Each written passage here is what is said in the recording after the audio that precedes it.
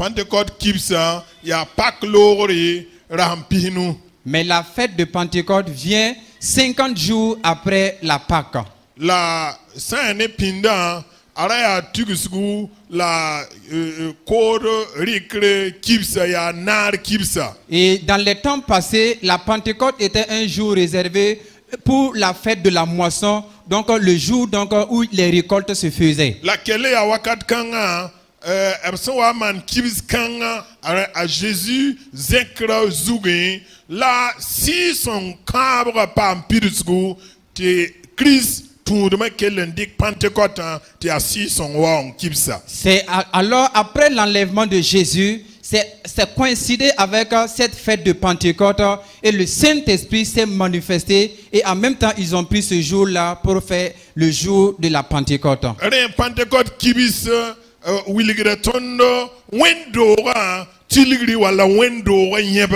la fête de Pentecôte nous rappelle le fondement de l'église ou bien la genèse même de l'église. Parce que ça a été en ce temps qu'on a commencé à parler des chrétiens. C'est rendu compte que ceux qui suivaient Jésus, ils avaient une qualité de vie et des comportements qui étaient différents. Ça a été juste après la Pentecôte. Mais aujourd'hui, qu'est-ce que la Pentecôte pour nous? C'est ce que ensemble nous allons essayer de voir. Nous appuyer avec le verset que nous avons lu. Nous avons ainsi lu dans Actes 2, 16 et 17. C'était au moment où le Saint-Esprit est descendu.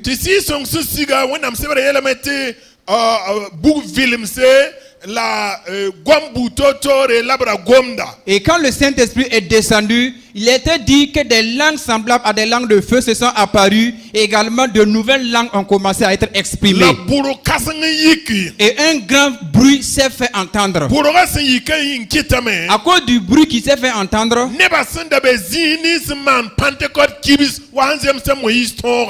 là où les gens étaient réunis pour célébrer la fête de Pentecôte selon la loi de Moïse, parce que à chaque fête que les enfants d'Israël organisaient, tous ceux qui étaient dans les alentours, ils viennent tous dans la capitale qui est Jérusalem, dans le but de pouvoir faire la fête, peu importe la fête qui se fait. Alors les gens se sont rassemblés dans l'église de Jérusalem pour organiser la fête de Pentecôte. Et en ce temps également, 10 jours après que Jésus soit enlevé, le Saint-Esprit est venu. Et quand le Saint-Esprit est descendu, il y a eu un changement. Il y a eu un bruit qui s'est fait entendre. Et à cause du bruit, du lieu où les gens étaient réunis pour faire la fête de la Pentecôte,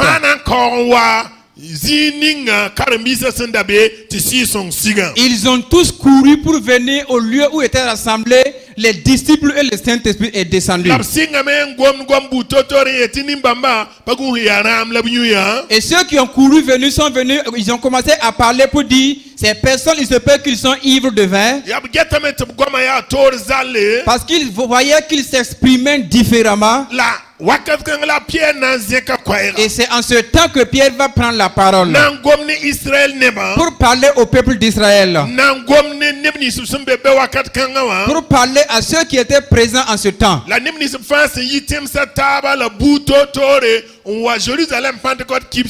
Et à toutes ces personnes qui sont venues de différents pays pour la fête de Pentecôte. Pour les faire comprendre que avec ce qui s'est produit devant leurs yeux, ces personnes qu'ils voient ne sont pas des folles. C'est l'accomplissement d'une promesse. De la même manière que Dieu avait passé par son prophète Joël pour parler. Voilà pourquoi je veux dire en ce jour que la fête de Pentecôte, c'est l'accomplissement de la promesse de Dieu. Il y a plusieurs niveaux ou plusieurs facettes. Mais nous concernant en ce jour, nous pouvons dire que la fête de Pentecôte manifeste et révèle la vérité de Dieu. Manifeste Dieu assis dans sa parole. Cela symbolise Dieu ayant une connexion et une relation avec les humains. Si vous voyez notre génération actuelle, lorsque les gens veulent se donner à des différentes pratiques, chacun cherche les voies et les moyens pouvant lui donner le courage de pouvoir travailler. Malheureusement, certains ont pris le chemin de l'alcool. Pour prendre l'alcool et pouvoir oublier les soucis, boire l'alcool pour dire qu'ils vont peut-être pouvoir travailler. Certains vont se donner à la fumée de la cigarette. Et certains même vont aller prendre la drogue. Et quand vous les voyez, notre monde ne fait que aller de mal en pire. Parce que les gens ne vivent plus avec leur propre force. Mais ils ne vivent pas non plus avec la force de Dieu. Mais une autre force les pousse. Une autre force les conduit. Voilà pourquoi si nous les voyons, la destruction est massive. Il y a de ces actes qui sont posés et quand vous voyez les acteurs qui les posent, si vous êtes réellement un être humain, vous-même savez qu'un être humain dans ses bons sens ne peut pas poser un tel acte. Mais les humains sont conduits par une force. Une force surnaturelle. Un pouvoir qui n'est pas naturel. Qui les conduit à poser des actes. Et ces actes les conduisent à la destruction. Et cela devient un problème pour la nation. Et de surcroît, ce sont les jeunes gens. Ce sont ceux-là qui pensaient être forts pour pouvoir travailler.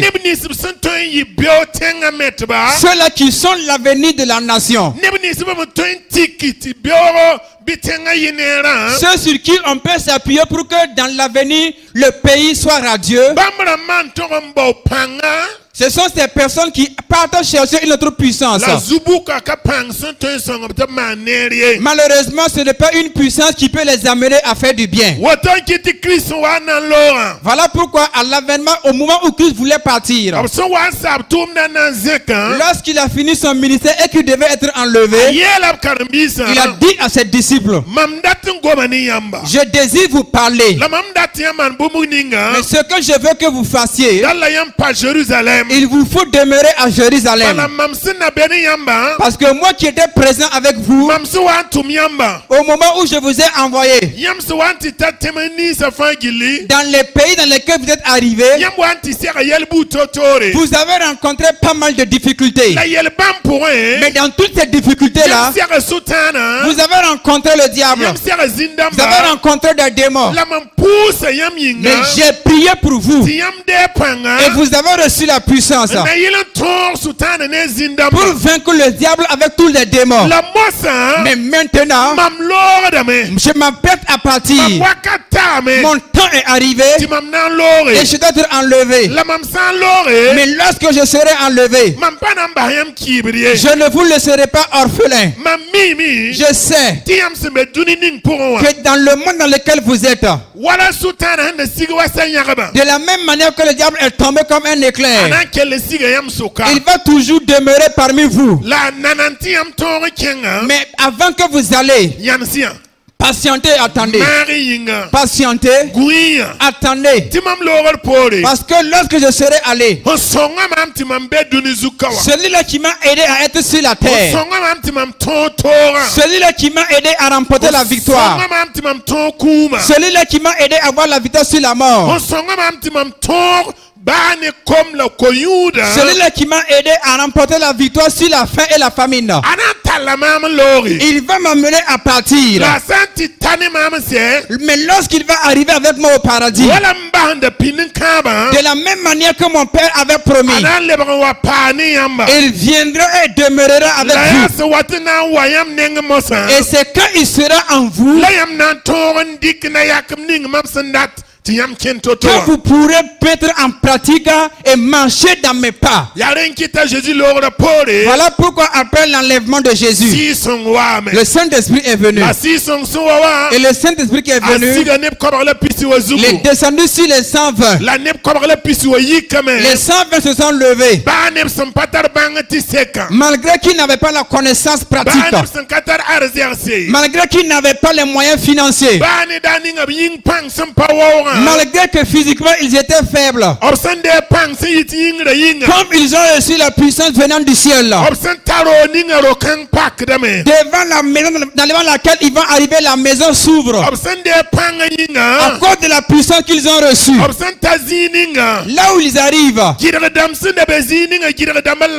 les obstacles qui étaient là, les obstacles sont levés.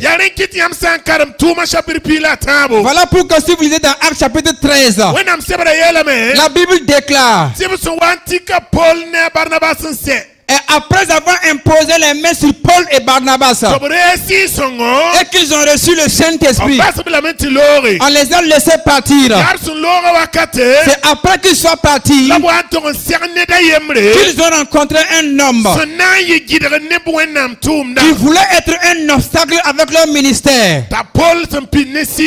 Et Paul, rempli du Saint-Esprit, va regarder fixement à cet homme et le dire: toi qui es ennemi de Dieu, ne cesseras-tu pas de pervertir les voies droites du Seigneur? Aujourd'hui même tu deviendras aveugle. Et il est dit qu'il est devenu aveugle sur le champ, parce qu'ils ont reçu la puissance. C'est l'accomplissement de la promesse de Dieu. Aujourd'hui la même promesse s'accomplit sur toi. Aujourd'hui la même promesse s'accomplit pour moi. Le monde se trouve devant beaucoup de problèmes. Et ceux du monde se posent les questions. Comment sera l'avenir? De la manière que nous voyons le monde cheminer, comment allons-nous vivre? Mais notre parole de Dieu nous enseigne, nous donne la chance et la grâce à nous de savoir que nous ne devons pas nous inquiéter de l'avenir de ce monde, parce que notre Seigneur même nous l'avait d'avance donné, dit. Il avait dit aux disciples: j'ai vu le diable tomber du ciel comme un éclair. Donc il savait. Même jusqu'aujourd'hui, le diable descendra comme un éclair. Les démons descendent comme des éclairs. Les ténèbres vont agir comme des éclairs. Mais il y a une grâce pour nous, c'est que la bonne promesse que Dieu avait donnée par la bouche de Joël, disant qu'à la fin des temps, Dieu répandra de son esprit sur toute chair, sur tout être humain. Nous avons le privilège d'avoir l'accomplissement de la promesse sur toute personne ayant levé le regard de sa foi pour regarder à la promesse de Dieu. Si il n'en est que la promesse de Dieu, pour s'attendre à la promesse de Dieu, la promesse de Dieu s'accomplira certainement. Thomas chapitre 1 verset 9. Et il est dit dans Acte 1:8. Lorsque le Saint-Esprit surviendra sur vous, vous recevrez une puissance et vous serez mes témoins. Donc la venue du Saint-Esprit est l'accomplissement d'une promesse. La venue du Saint-Esprit est une manifestation d'une collaboration avec Dieu, avec les humains. Et il a encore ajouté la venue du Saint-Esprit, ou bien disons que la Pentecôte, c'est pour nous donner l'autorité et dire: je vous envoie. Je vous envoie. Au milieu des loups et des hyènes. Alléluia. Alléluia. Donc si la venue du Saint-Esprit, nous avons reçu l'autorité pour aller exécuter une mission. Dans notre pays ici, lorsque tout ambassadeur vient, il vient avec sa lettre de mission pour venir présenter sa lettre là au président du pays. La mission pour laquelle il est venu pour accomplir dans ce pays. Ceux de son pays qui l'ont envoyé, ceux qu'on l'a envoyé de venir exécuter comme travail dans leur pays. La venue du Saint-Esprit, ce n'est pas recevoir le Saint-Esprit pour s'asseoir.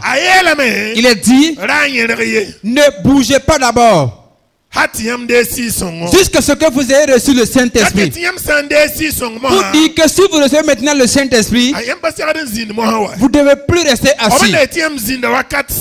Au moment où on vous a dit de patienter, le temps de patience est fini. Le temps d'attente est fini. Maintenant que vous avez reçu le Saint-Esprit, même si on ne vous dit pas de vous lever, il vous faudra vous lever. Parce que si vous ne vous levez pas, quelque chose vous forcera à vous lever. C'est un appel pour chacun de nous. C'est un recrutement que Dieu désire engager des gens. C'est des gens que Dieu veut envoyer en mission. Mais c'est à ceux-là qui ont accepté recevoir le Saint-Esprit, qui ont accepté de recevoir la puissance de Dieu, qui ont accepté de recevoir l'autorité de Dieu. Ce sont ceux-là qui vont aller. Si vous êtes le livre de Luc, Luc chapitre 4, vous voyez Jésus même détailler même sa lettre de mission. Nous aussi, nous avons une mission que nous devons accomplir. Mais nous qui avons reçu la puissance,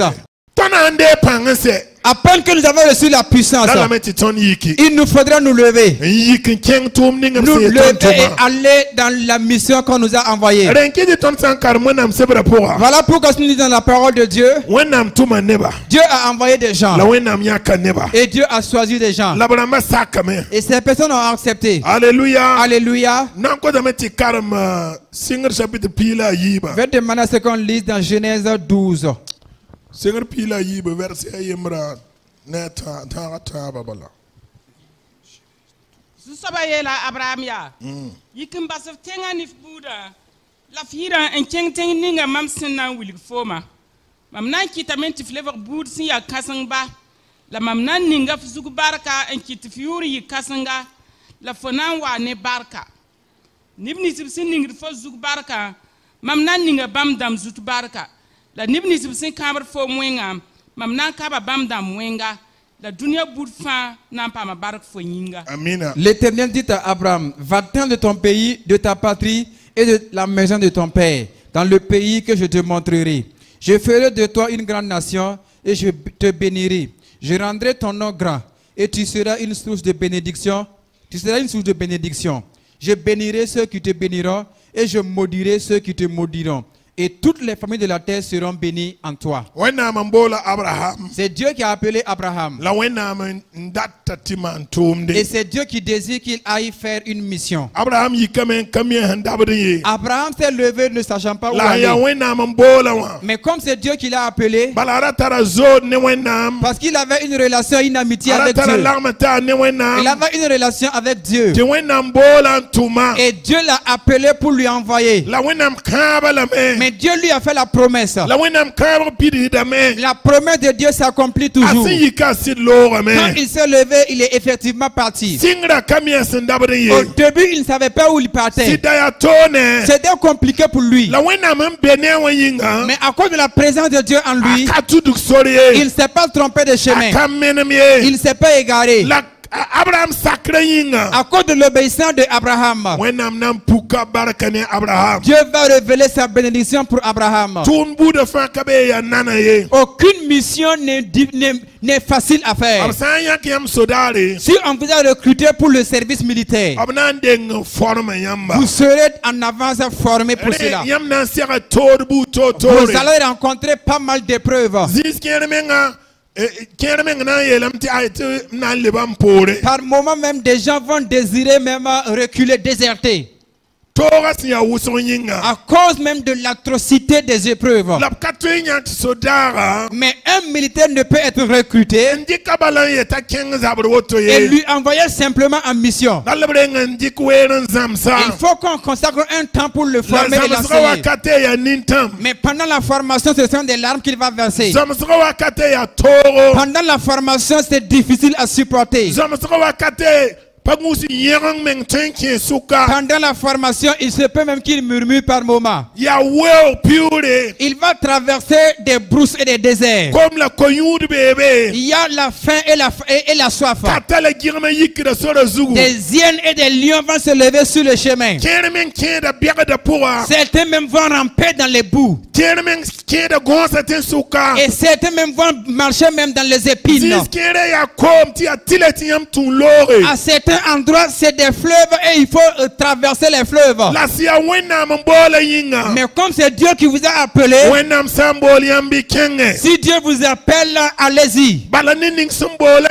Parce que c'est Dieu qui vous a appelé. Il n'y a rien qui lui surprenne. Ce qui va t'arriver sur le chemin là, Dieu est déjà passé par le même chemin. Alléluia. Alléluia.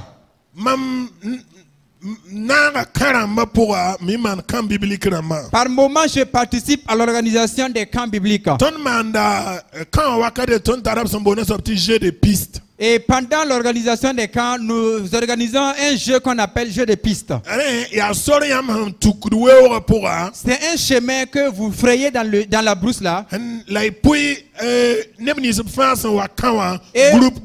Et tous les campeurs seront affectés dans des groupes différents. Et maintenant vous choisissez un jour. Et le chemin que vous avez prévu, ils vont marcher sur ce chemin. Mais sur le chemin là, nous qui sommes les organisateurs, c'est nous qui nous levons et nous choisissons le chemin qu'ils doivent suivre. La piste à suivre. La piste à suivre. Maintenant, la piste que nous aurons choisie, nous mettons par moment des signes ou des marques pour aider ceux qui vont emprunter la piste, afin qu'ils puissent savoir que c'est la piste que nous avons prévue pour eux comme ça. Par moment, nous faisons une flèche, sur la terre. Et par endroit, nous pouvons chercher une bande rouge pour attacher à un arbre.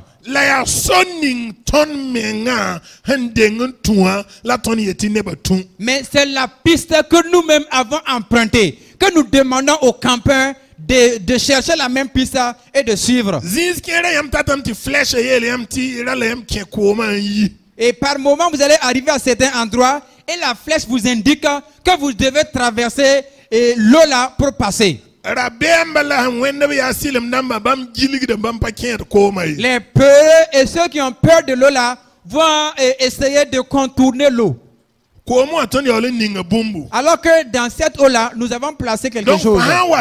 Si tu arrives, nous savons si tu es passé par l'eau ou pas. Si tu n'es pas passé par l'eau, tu reçois 0 comme note. Tout votre groupe a 0. Parce que là où nous avons dit de passer là, on ne vous a pas dit de passer par là seulement. Nous-mêmes sommes passés par là. Et nous avons fait toutes les vérifications possibles. Et même dans les buissons, même nous passons par ces buissons. Et par certains buissons, nous voyons des serpents. Nous tuons ces serpents. Et maintenant, nous laissons la piste libre pour que les campeurs qui vont suivre, ils ne viennent pas rencontrer un serpent, qu'ils ne viennent pas traverser l'eau et rencontrer des bouteilles. Mais pour nous, il faut qu'il passe par l'eau. Il faut qu'il marche dans les buissons. Parce que c'est le règlement de la piste comme ça. Et ça c'est humainement parlant. Mais concernant Dieu, Dieu ne te dira pas d'emprunter un chemin que lui-même ne connaît pas le bout du chemin. La mission que Jésus-Christ nous a assignée, c'est la mission que lui-même, ou bien le chemin que lui-même est passé. Quand il est allé en Gethsémane pour aller prier, la Bible nous a dit qu'il a prié. Et sa sueur tombait comme des grumeaux de sang. Alléluia. Alléluia. Pour dire que toute douleur ou toute difficulté qu'il voudrait que nous rencontrions ou que nous traversons, lui-même Jésus a rencontré cela. Lui-même a été à la devanture.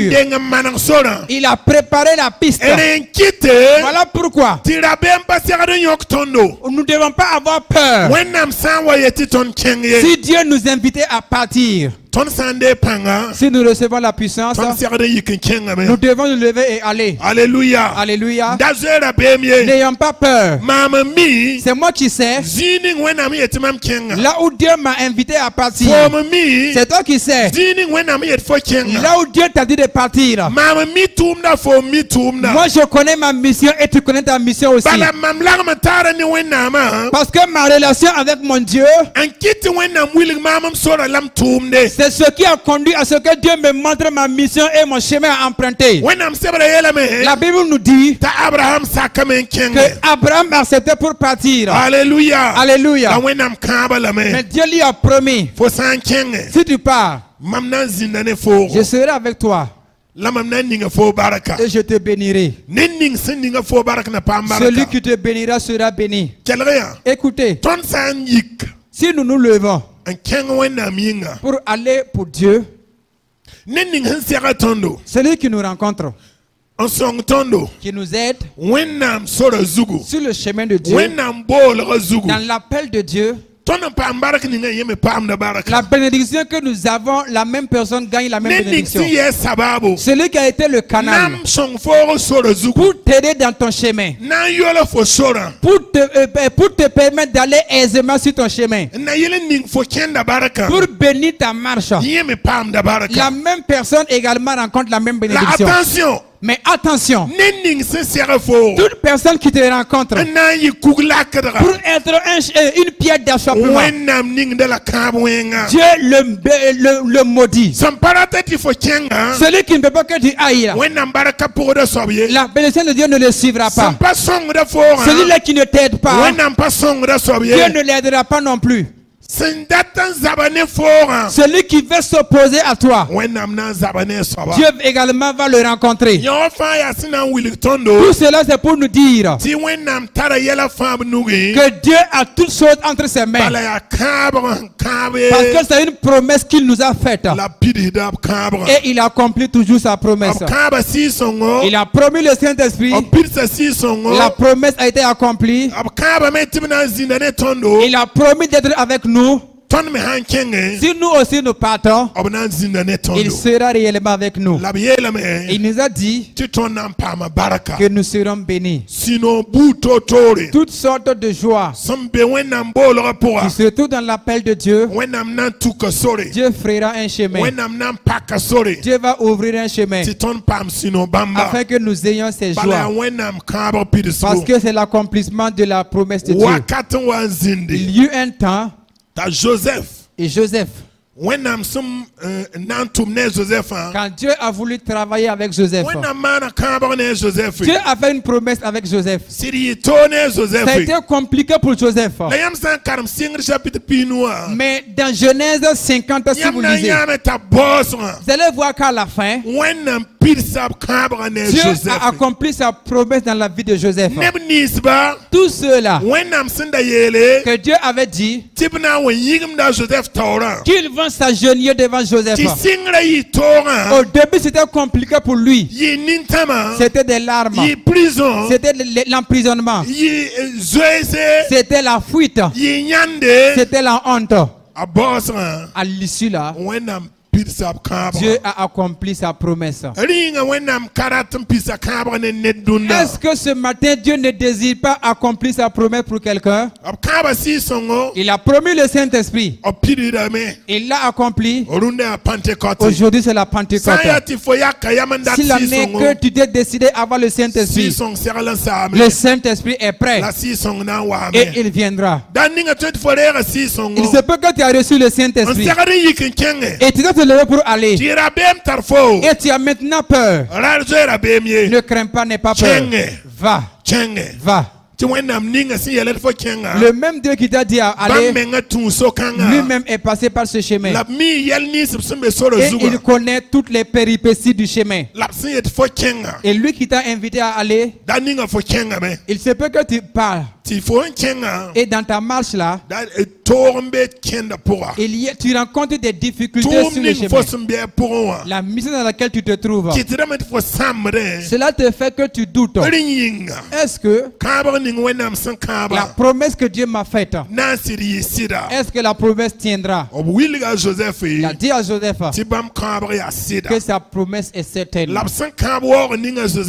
promesse de gloire qu'il a faite pour Joseph, il l'a accompli. La promesse qu'il t'a fait également, cette promesse sera accomplie. Parce qu'il est véritablement Dieu. Il est véridique. Il n'y a rien qui lui surprenne. Ce que nous devons faire, c'est lever les yeux de notre foi vers lui. C'est lui qui est le chef de notre foi. Et c'est lui qui est le consommateur de la foi. Au début, il est avec nous. Pendant le chemin, il sera avec nous. Et à la fin seulement, il sera avec nous. Soyons des gens qui seront sincères avec Dieu. Comme la leçon nous a dit. Soyons fidèles comme les Daniel là. Et Dieu sera fidèle envers nous. Que Dieu vous bénisse. Au nom de Jésus.